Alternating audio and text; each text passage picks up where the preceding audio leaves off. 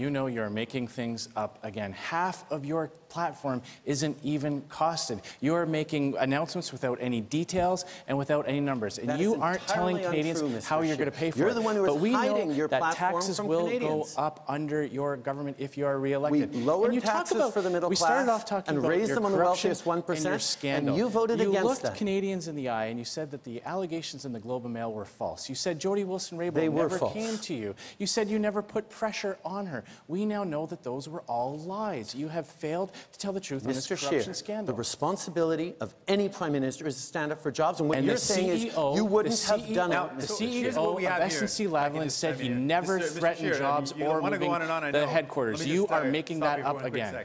What we have here is Mr. Trudeau and Mr. Scheer arguing about who's worse for Canada. Really, we should be... We got to start arguing.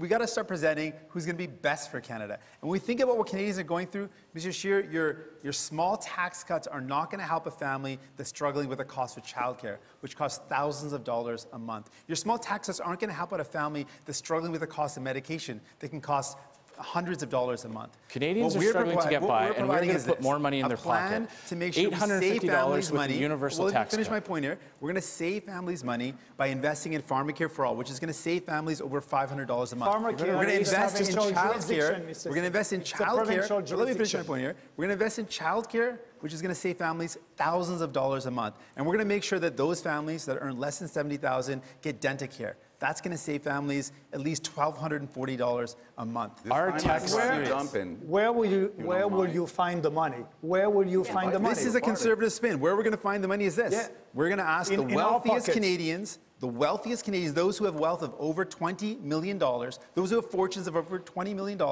we're going to ask them to pay a little bit more. Yes, we think they should. That's only going to apply to a small number of families. We're going to make sure they do it. About that proposal, because we have the same proposal in our budget.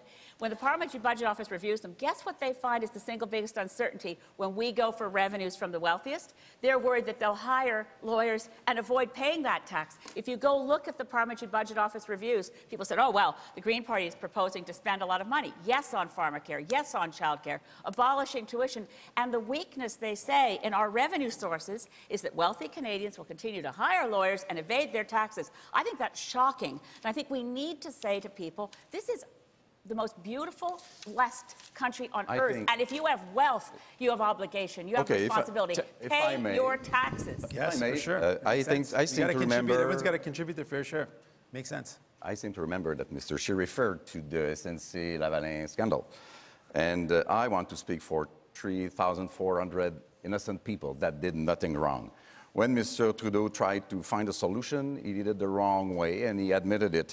What you are doing, Mr. Scheer, is playing this old card. You're trading the idea that Quebec is corrupt. No, that Those is not 3,400 people have done nothing wrong. Now the value of the shares are going down. The employees are leaving. The clients are leaving. Mr. Blanchet, with all due respect, losing it all of you. There is never an excuse for a prime minister to interfere in an independent court case. We do not want to live in a country where someone can abuse the power of their office to reward their friends and punish their enemies. And those people have to pay the price for that. Innocent people pay the price for that. I just want to add, Andrew, that I was the only leader who said no corporation is above the law. I was the only one who said that.